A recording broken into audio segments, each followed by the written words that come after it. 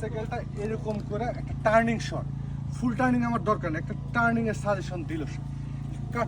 কাট শটে আমরা দেখবো স্টেডিতে ক্যামেরা ট্রলির উপর বসানো থাকবে হুন্ডাটা, এই স্টেডি এখান থেকে মুভ করতেছে, এই ছেলেটা হুন্ডার উপর বসা, এই ছেলেটা হুন্ডার সামনে থেকে পা পাচ্ছে এরকম করে হুন্ডার থেকে নাম।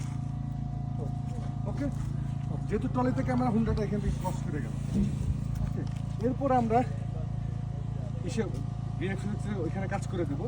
এই মোটরসাইকেলটা এখান থেকে সামনে দিয়ে ঘুরতেছে, ঠিক আছে, এই ঘুরে নেমে গেছেন, তারপর টার্ন করবেন। এই নামতেছে মোটরসাইকেলটা এই সামনে থেকে ঘুরে এই দিক থেকে পিছন থেকে আইসা এখানে যখন আসবে, এখানে আমরা একটা সলো শট নিয়ে নেব, পিছন থেকে হুন্ডাটা ঠেলা দিবে, হুন্ডার খালি হ্যান্ডেলটা এখান থেকে এই যাইতেছে, এই ছেলেটা ফেস সহ হুন্ডার হ্যান্ডেলটা খাটকে ধরলো, তার মানে হুন্ডাটা দাঁড়ায় গেছে।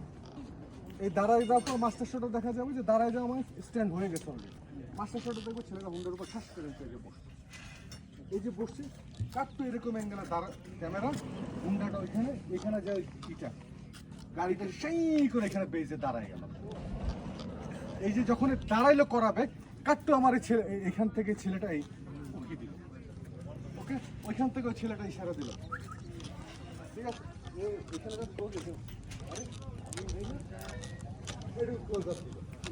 এই কাজটা দেখা যাবে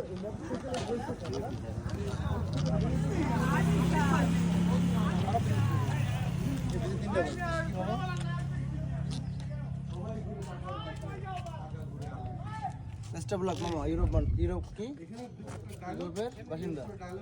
আইতেছি ভাই।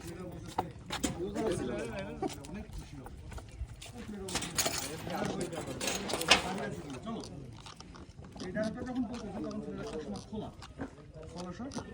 চশমাটা সাত করে পড়লো, পড়ার পরে মুখে বললো চলো চলো কাটতে দেখবো আমরা এরকম জায়গায় ক্যামেরা, ছেলেটা হুন্ডার পিছনে বসা, উল্টা বসা, ও হুন্ডা চালায়, ফ্রেম থেকে আউট হলে এও আউট হলে পিছনে এটাও চলে গেল, শেষ আমার।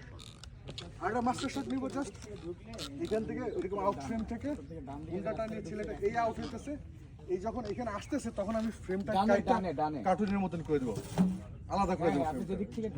এই ফ্রেমটাকে আমরা ওই স্টেজের ওখানে নিয়ে চলে যাবো।